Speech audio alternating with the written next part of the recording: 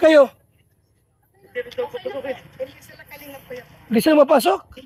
Hindi kasi wala sila sa mga kaliwan nakapasok na. Ito. Di na may mapasok na, pwede mapasukin yan. Ito. Kalingap ka. Ito. Hindi siya kalingap. Ikaw kalingap? Hindi. Hindi. Ano ba kalingap ka na? Anak niyan nito. Hindi. Anak siya. Hindi bawal pumasok. Mga kalingap na. Kalingap ito. Ay hindi. Anak na nilis yan. Itong bihira yan. O na, tara na. Bawal po pumasok yung anak niyang ni. Bawal pa. Hindi ka kalingap. Ang bihira naman ito. Kalingap pala ito. Tara na. Ang bihira yan. Tara. Kukuhan nyo. So yun, what's up guys? Welcome back once again sa ating munting channel, Aureada TV.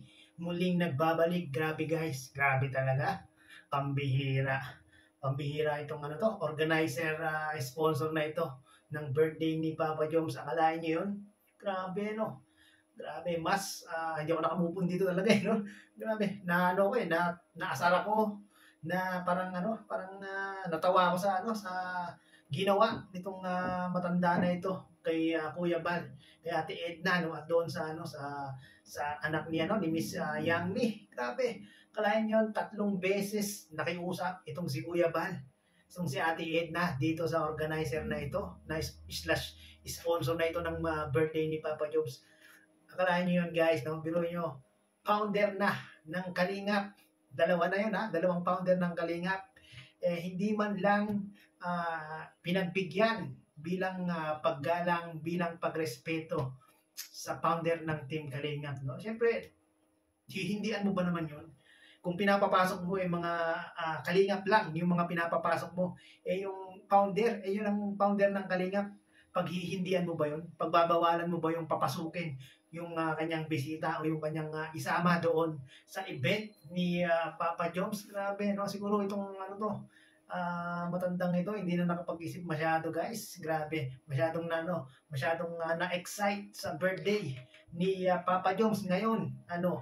Hanggang ngayon hindi pa rin makamupon si Kuya Bal sa ginawa nyo sa birthday ni Papa Joms. Ang lalong kina-high blood ni Papa Joms mismong si Ate Edna, para kay Ate Edna na lang daw, respeto na lang daw kay Ate Edna, paggalang na lang daw kay Ate Edna, hindi na nga inisip ni Kuya Bal yung yung sarili niya yung kay Ate Edna na lang daw po, parang nabastusan po itong sila Kuya Bal, sila Ate Edna sa inasal nitong nag-organize o itong nag-sponsor sa pa-birthday ni Papa Joms. Ngayon, masaya na kayo mga nag-organize, mga nag-sponsor sa birthday ni Papa Joms? Grabe, sobrang limited na limited yung mga tao na in-invite nila guys.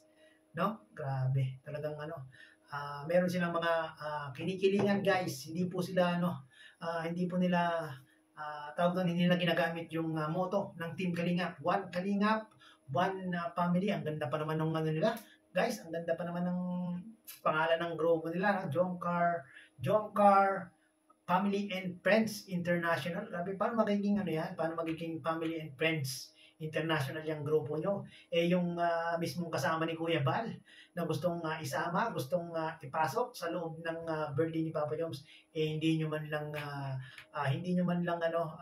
pinapasok, hindi nyo man lang pinasama, masaksihan yung birthday ni Papa Joms. Grabe, mas marunong pa kayo mas marunong pa kayo sa founder, no? Pero yung founder na yung nagsasabi na Kalingap itong anak ni Yang Mi, ayaw nyo pa rin papasukin. Grabe, nakasarap. Talagang nung napanood ko ito, nakasar ako na nainis. Grabe talagang mas marunong pa sila sa bumuo ng Team Kalingap. No, ngayon, sinong naiipit ngayon? Si Papa Joms at si Carla na rin, naiipit din po sa ginawa nitong mga taong ito na nag-organize. Napakasimple lang, no?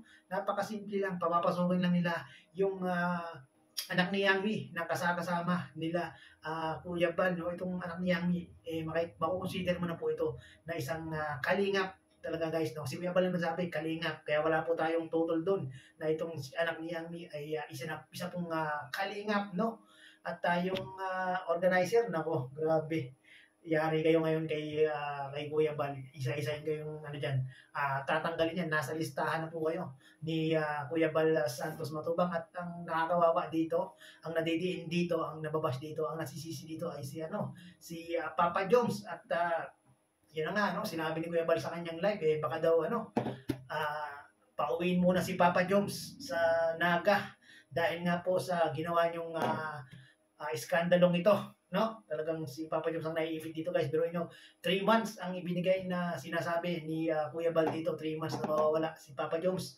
Or di kaya hanggang maximum hanggang December guys. Baka nga daw mawala baka maitigil pa kamo yung John Carl. So this time guys dapat talagang magsalita ni Papa Joms dito guys. Dapat talagang i-express ni Papa Joms yung kanyang nararamdaman, yung kanyang feelings dito, lalo na dahil involved na po itong si Kuya Bal sa nangyayari at si Ate Edna. Nung mga nakaraan, mga sponsor by sponsor lang po yung mga nakakaanuhan ni Papa Joms, yung mga nakakaalitan. Merong alitan din na nangyayari kasi guys, yan.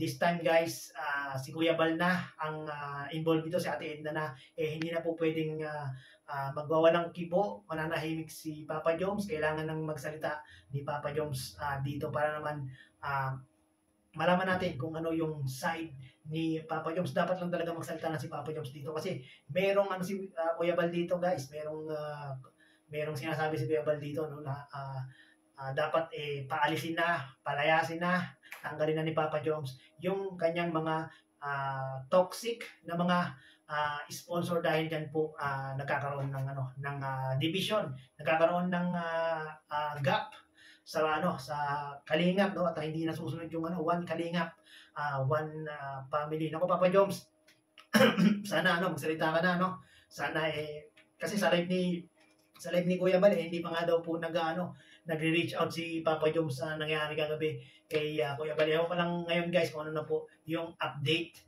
ni Kuya Bal kung nakapag-reach out na ba si Papa Joms kay Kuya Bal. Yan po yung ating aalamin maya-maya kung makakapag-live uli itong si Kuya Bal. Panoorin niyo po yung mga live ni Kuya Bal Santos Matubang. Ayan po, talagang medyo mainit ang ulo ni Kuya Bal. Medyo na-high blood si Kuya Bal sa nangyaring ito kagabi sa birthday ni Papa Joms. Yan, yung mga sponsor dyan yung mga organizer dyan kayo pa yung gumagawa ng mga kalokohan kayo pa yung gumagawa ng issue para kay Papa Joms. Yan tuloy yan. Nababash si Papa Joms ngayon at naiipit sa ginawa niyong gulo sa loob ng team Kalingap. Mga Kalingap ba talaga kayo? Baka hindi naman kayo mga Kalingap, mga sponsor ni Papa Joms, baka nagpapanggap lang kayo. Biruin nyo, mismong founder na yung gusto magpapasok dun sa anak ni Yangmi, ayaw nyo pa. Grabe guys. Yan, ngayon, meron kayong parusa kay Kuya Bal, tanggal kayo ngayon. So yun guys, update lang po tayo dito sa live ni Kuya Bal. At sa mga hindi pa po nakakapanood ng part 82 ng Team John Carr, yan, panoorin po natin, naka-upload na po yan guys. Talagang makikita natin sa naging birthday celebration ni Papa Joms na malungkot po ang nangyari. Kung pinapasok lang ng organizer yan, ng sponsor yan, itong anak ni Yangmi, kung pinagbigyan nila at ginalang nila si Kuya Bal at si Ate Edna, di sana hindi malungkot, hindi mga nag-iiyakan yung naging birthday celebration ni Papa Joms. Di sana yung pagiging genuine na birthday ni Papa Joms na gusto niya maging genuine happy ang kanyang birthday. Sana ganun yung nangyari, kung hindi lang po sa mga organizer at sponsor na ito. So yun guys, maraming pong salamat at antayin natin yung live ni Papa Joms. Baka magsalita po itong si Papa Joms dito sa naging issue ito sa Team Kalingap. So yun guys, maraming pong salamat at muli ay umabot po kayo sa dulo nitong ating reaction video. Maraming salamat po.